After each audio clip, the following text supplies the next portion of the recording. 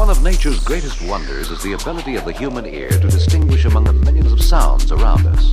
If for any reason your ears are prevented from vibrating, either because they have some physical defect or because the phonograph equipment is of low fidelity, sound quality will be quite different from normal. Let's investigate what causes sound.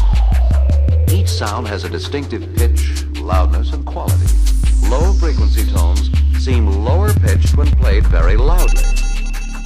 Low frequencies cannot be heard by the average human ear. Your ear is extremely sensitive. Listen, listen, listen, listen.